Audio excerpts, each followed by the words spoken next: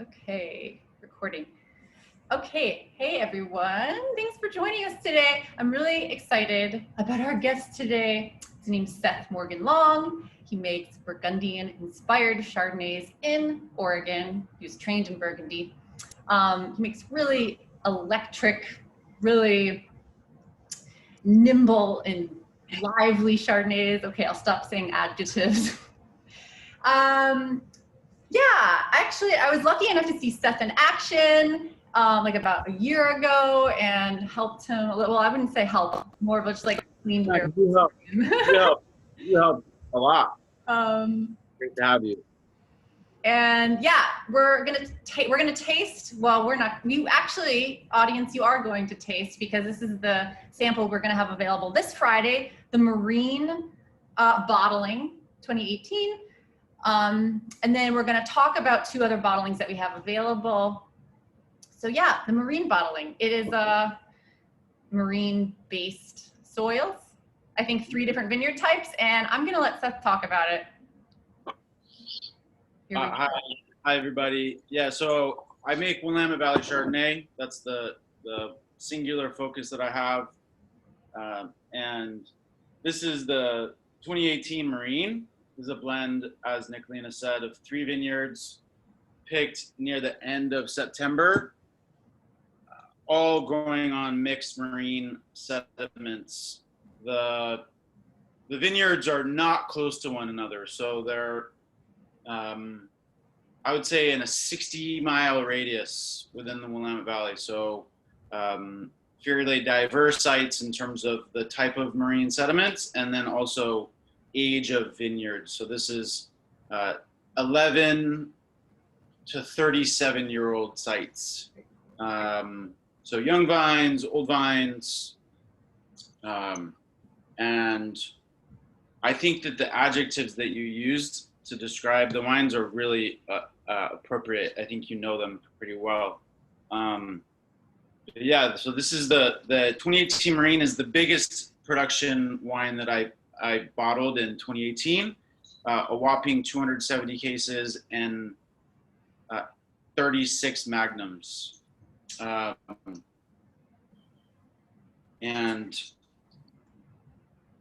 I think this wine is, go ahead. Question. Did you want to put these 3 vineyards together because of the marine-based sediment soils specifically, or was it, how did that come about, the idea to like do this bottling? And yeah, what was the goal? Yeah, so the production of the wines in my cellar grew quite a bit between 2016 and 2017. And so 2018 stayed fairly consistent with the growth that happened the year before. So as I processed fruit from a wider assortment of vineyards, I began seeing places where I could learn. And the Marine and the Volcanic are 2 wines that were blended from vineyards growing on those 2 soil types, these are the main soil types that we have in the Willamette Valley: volcanic basalts and then marine sediments. So yeah, this was just like as my production has grown, I've seen more places to learn. So that's the genesis of marine and volcanic just came from producing more wine and being like, I really want to understand what marine sediments as compared to volcanic soils tend to yield. So yeah, this is the first vintage of those 2 bottlings, and they'll continue. The vineyards might shift a little bit as my production evolves, grows, but I don't have any answers about what Marine or Volcanic are yet, but it's something that I am placing out there for myself and for people that enjoy my wines. Yeah.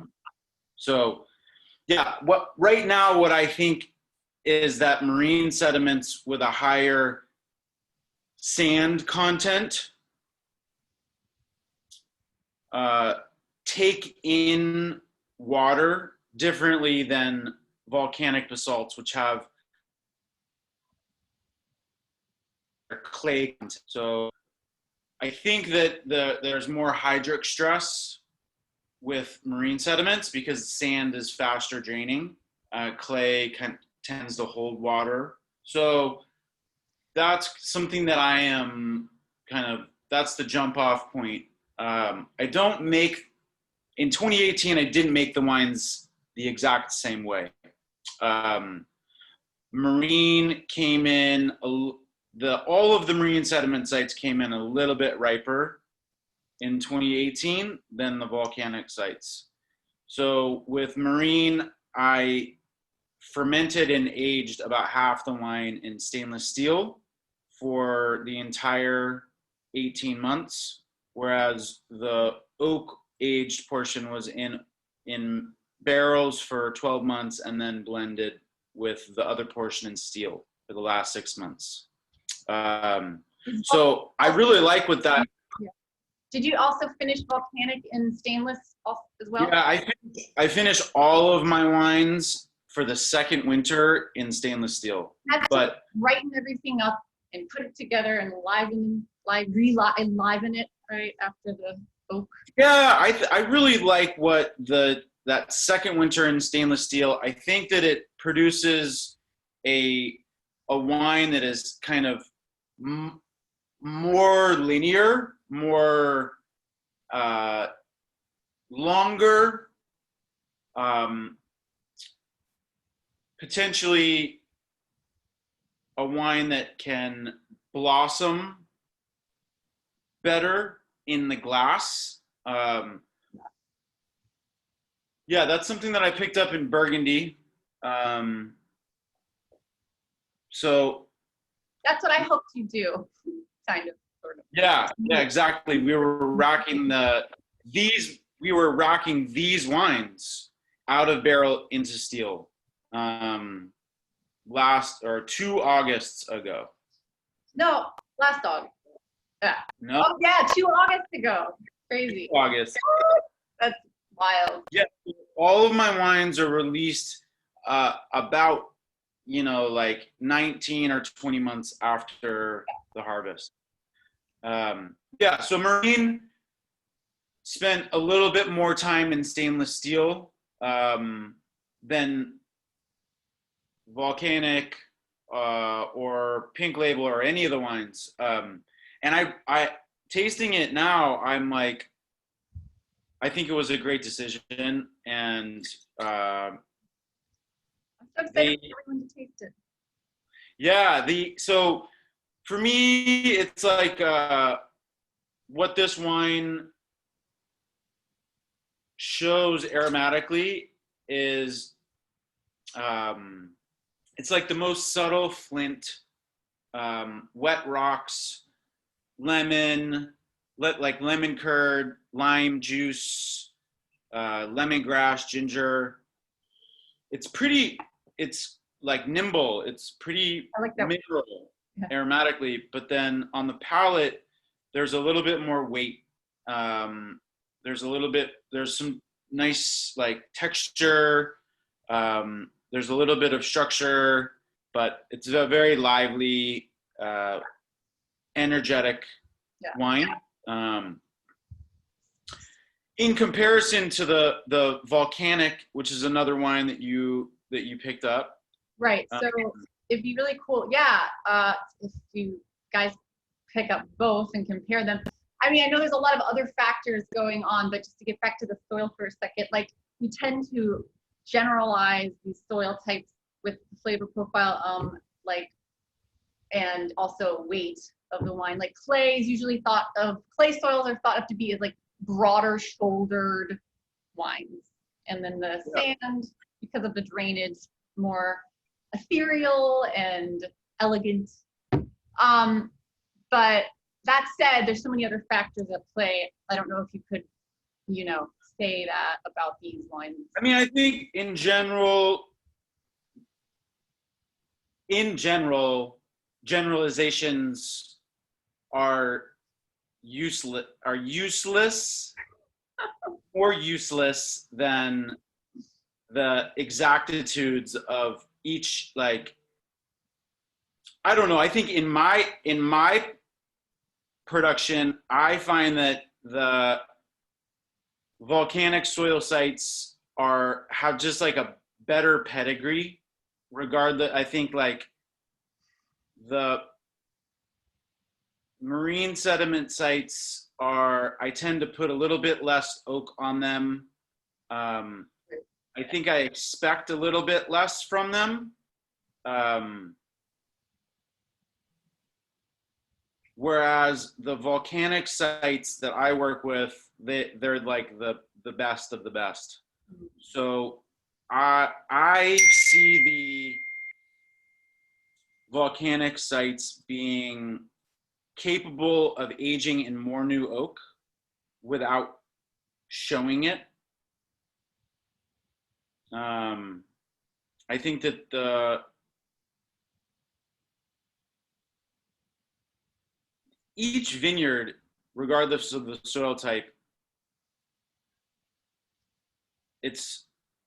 there's a character within it, and what my goal really is to like ask more questions than create statements. I want to try and be as open to the individual nuance of each site and every vineyard. But I find myself like making these grand assessments more often than I like. So yeah, I mean, I think okay. I like the volcanic soil sites more than marine sediment sites at this moment in time.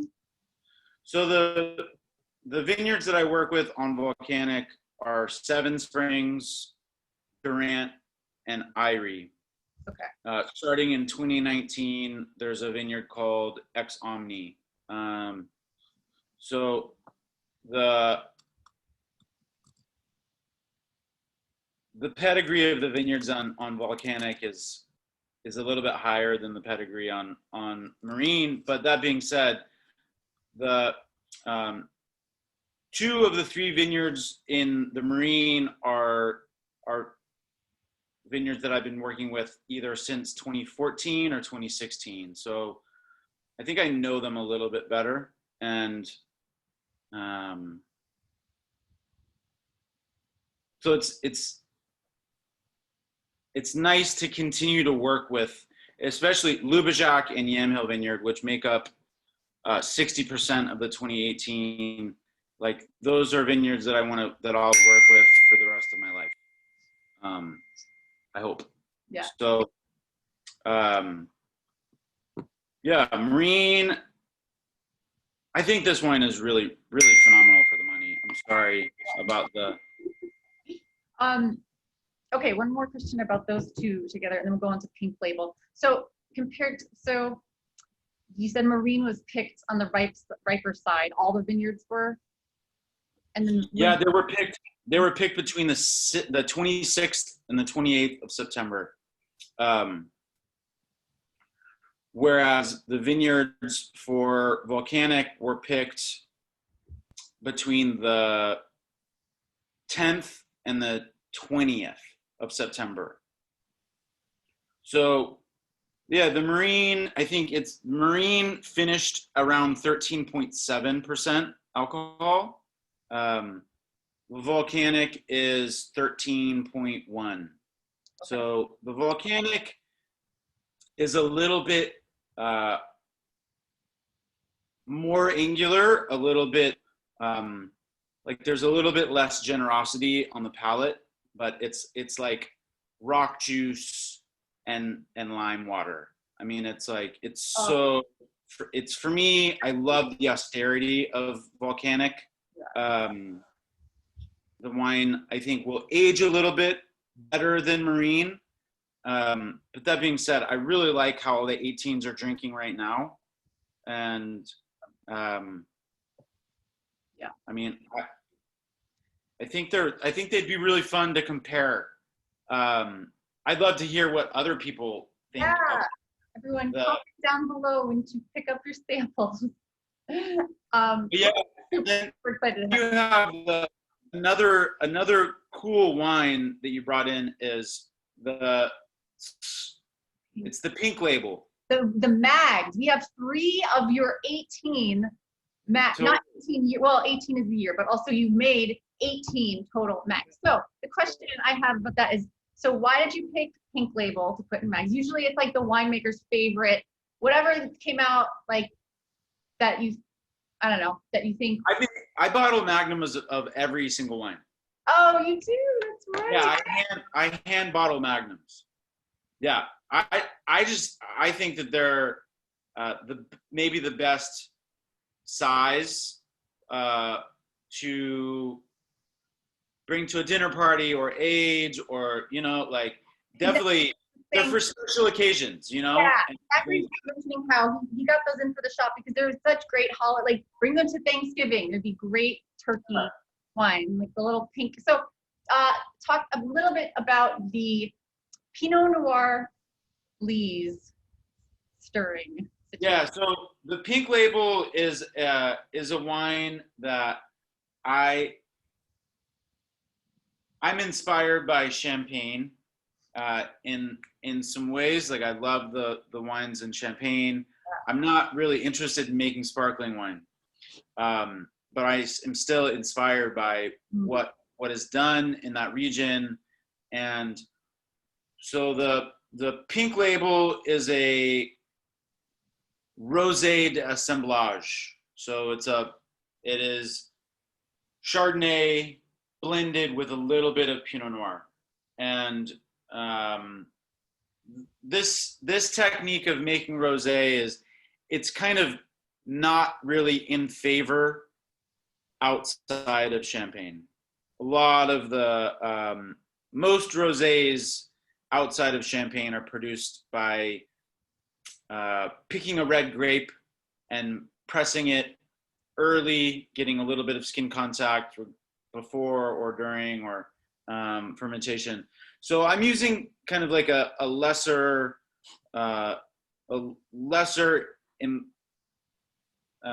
explored method of making rosé, but it works for me. So as a Chardonnay only producer, I can blend like 5% Pinot Noir in with Chardonnay and just pull a little bit of the structure, pull some of the benefits of the Pinot Noir lees into the Chardonnay to make something that is really kind of like, it's unique. It's also really like delicious and the 2018 is Seven Springs Vineyard.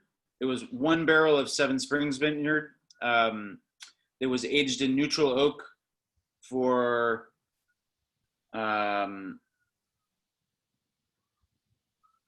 9 months, and then about 5% of Marsh Vineyard Pinot Noir and lees were blended in, and the wine was moved to a bigger format neutral oak barrel for another 5 months, 6 months, and then it was racked to steel just before bottling.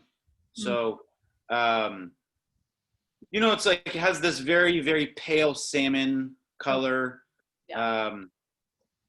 And yeah, this is a wine that I'll continue to make, probably in small quantities, Yeah, it's And so cool. I mean, not everyone has access to Seven Springs Vineyard. That's Raj Par and Sashi Women's Vineyard, and people know that. Yeah, it's like not a lot of people are working with those vines, so it's really yeah, small. It's it's really an amazing, cool. it's Yeah. an amazing vineyard. It's farmed by Jessica Cortell and the main foreman. His name is Daniel, and you know, easily the best vineyard, one of the best vineyards that I work with in terms of the farming is so well done. It's non-irrigated, it's organic, it's clean. They're very responsive. Um, Total pleasure to work with them, and so yeah, the pink label. I made 30 cases and 18 magnums, and so you got quite a bit of the magnums. So Yeah, yeah, I uh, highly recommend you grab them for Thanksgiving. And yeah, amazing Thanksgiving wine. It's like it's simple enough that anybody would anybody is going to enjoy it, and it's also kind of unique in the vinification method, but it's also very like dynamic. Goes with basically any kind of food. um, it's not a loud wine, it's a more subtle wine that it's just very similar, I think, in a lot of ways. um, there's like some very subtle aromatics, and there's a little bit more generosity on the palate.